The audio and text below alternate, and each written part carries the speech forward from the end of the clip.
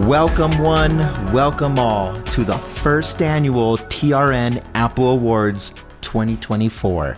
We're going to have a little fun today. We're going to do something a little bit different. There have been many announcements and product releases this year under the Appleverse, and I want to take this moment today to highlight some of the greater ones that came out this year. It's safe to say there's going to be no more Apple events. We're going to have no more releases. So we're going to lock in today right now. And what we have is what we got. So let's go over a quick recap over this year and talk about what came out. In February, we had Apple Vision Pro, which blows my mind because that does not feel like that was this year. It feels so long ago. So I don't know if this year has just been a weird year or if Apple Vision Pro was failing. I don't really know. But all the same, we had the release officially in February, so it makes our list. Then a month later, in March, we had the M3 MacBook Air come out. That's it, slight refresh, nothing crazy. Then we had our first event in May where we had the M4 iPad Pro, the M2 iPad Air, and a new Apple Pencil Pro. Then a month later, in June, we had WWDC, and there was no hardware, but we were introduced to AI, Apple Intelligence. And then all the OSs had their announcement: iOS, macOS, iPadOS, watchOS, tvOS. And now for the first time in the lineup, we had visionOS. Standard stuff. Then we went radio silent all the way until September when we had the iPhone event. There, which entailed we had new iPhone for iPhone 16, iPhone 16 Pro, we had Apple Watch Series 10, we had Apple Watch Ultra Series 2, and then we got AirPods 4, AirPods Pro 2, and then AirPods Max 2, I think. Then in October, we had a site refresh with the A17 Pro iPad mini. But then, not to be too tricked, in the very last week of the month of October, that's when we had what I'm calling an Apple event with a series of videos for the week where we got new M4 iMacs, a new M4 and M4 Pro Mac Mini. And lastly, we got the M4, M4 Pro, and M4 Max MacBook Pros. Whew, that's a mouthful. And that's it. Now we're here. It's November. Let's start handing out some awards. So I came up with 6 categories, 7 total by doing a fan favorite. And let's start with the first one. Hitting the ground running, we got the best announcement. And that joyful award goes to none other than the iPhone 16 base model. There are many different ways I was looking at this, but when we just look at a product for a product's sake, just for what it can do as a standalone product, nothing comes closer to the best improvement than an iPhone 16. It got an A18 chip, which is 2 generations from last year's iPhone, and it got all the same buttons and features as the 16 Pro. That announcement was so awesome, I had to upgrade. So now proudly, happily, this is my daily driver. Love you. To be honest with you, best announcement probably would have gone to iPhone 16 regardless, just for the colors alone, which that is saying something about all the other headlining features. Just the colors alone. Woo! What an upgrade from iPhone 15. Yeah, best announcement. Okay, now taking a step back further from that, best event. I'm going to count 4 events because October, in my mind, was an event with these pre-recorded announcements. So you have October, you had the iPhone in September, dub, and then you also had the May event with the iPads. Best event to me, hands down, WWDC 2024.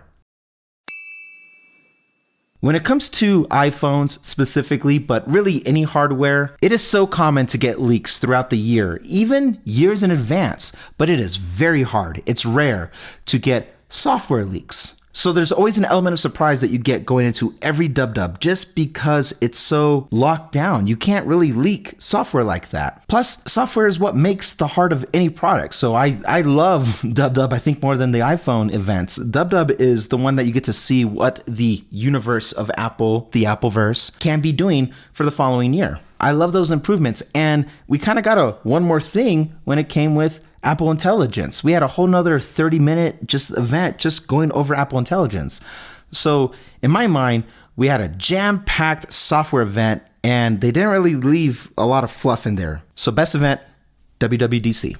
Now staying on the subject with software, let's talk about best software. Out of all the softwares that are out there now to include visionOS, the award this year goes to macOS. easily, hands down, not even close. macOS is such a powerhouse, especially now that we got these M4 Pros and Max chips and all that stuff. But just in general, it's the only OS that runs another OS. You can have iPhone mirroring, which is iOS. I made a video talking about the iOS accessories theory, and at that core, I am referring that the iPhone is the core of the ecosystem, which is true. But if there's one software you should have in your Apple lineup, it's macOS. This channel could not exist without it. I could not have made my album without it. I wouldn't be able to make music without it. I couldn't have any of my hobbies or fun activities without it. Like, macOS to me is the actual core still. Call me a relic. And when we flip that coin over, let's talk about best hardware this year. This one was tricky because there's many ways we can look at this, but if we were just to look at it in a vacuum, a product just for a product's sake, I have to give best hardware to the Apple Vision Pro that came out in February. I know it has limitations. I know it's expensive. I know it's a new product overall that we kind of just forgot about. But when we think about the capabilities of that product, that is the first product I have ever used in years, maybe even decades, where it actually felt magical. It felt intuitive. There was something just seamless with the connecting of the hardware and the software and the interacting with your environment, this spatial computer thing. It was really cool to use. I didn't end up keeping the product, but I do acknowledge that that's probably some of the best hardware I've ever interacted with. It's futuristic looking. The software is also futuristic, intuitive looking. The cameras and the LiDAR and everything that's best hardware. It has to be.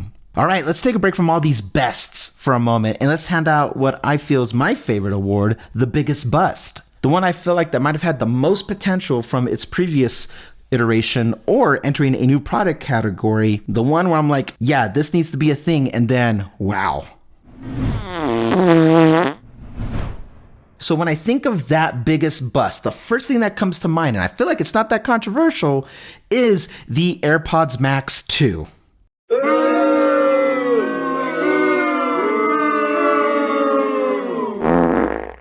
Wow, what a waste of an update. It literally got some new colors, whatever that means, and USB-C and nothing else. Alongside it being touted with the new AirPods 4 and AirPods Pro 2 and all these new capabilities, and then you just got absolutely terrible upgrade, or even announcement this year. It should have never been in a keynote. But I do have a runner-up, a honorable mention, if you will. And that is, drum roll please, Apple Intelligence. You had to see that one coming. It was software. These two were neck and neck, but I don't think I could have just gave a bust for hardware. There was software involved this time, and as much as I was just touting WWDC, it was all this talk, all these promises, all this air, and nothing to show for it, at least for 2024. It is the headlining marketing feature for iPhone this year, and now with all the M4 talk as well, and it's literally not there. Most people will not have access to it right now. Terrible marketing, wasted time, should have came out next year when it was actually ready, but they felt pressure to do it this year because everyone else is, they acknowledge that they're behind, like 2 years. They're behind, and they know they're behind, so they have to at least put it in the name and then lay the foundation. And when it was first announced, only iPhone 15 Pros and M chip products could have it. So the pool was like this, and then they moved very quickly, like everybody else this year can get it. And what does it even mean? All the newsworthy stuff, it's not out yet. See, for me personally, I upgraded from the 15 to the 16 because I wanted the new Siri animation with the type to text. That's all I wanted. And now I got that in 18.1, so I'm good. I don't care, all the same. So take your time, Apple. But why'd you announce it in June and then have it headlining in September? And now we're in November and it's still not out. And we're talking about the US. That is a very big runner-up, honorable mention for biggest bust. Okay, now on to the wild card. The fan favorite. I asked the audience, what was your favorite announcement product release this year? And I got things ranging from the AirPods Pro 2 to also the M4 iPad Pro. iPad mini was voted a couple times, but then the favorite, the one that actually outbeat all the others by a long shot, was the new Mac Mini. Turns out I wasn't the only one gushing about it. Everybody else is liking this thing too. For good reason. I get it. That is a very fair fan favorite. Just as an Apple fan favorite. Absolutely. And now for the finale, the last announcement, the best Apple product for 2024. And the first annual TRN Apple Award for Best Overall Apple Product in the year 2024 is the Mac Mini.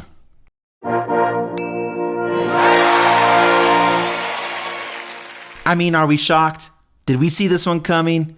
Because I was shocked. To be honest with you, for the longest time, up until this last week when we saw the Mac Mini, I was so certain the award was going to go to the M4 iPad Pro. And that is our runner-up. That's our honorable mention. It was holding down the fort all year. Well, at least since May.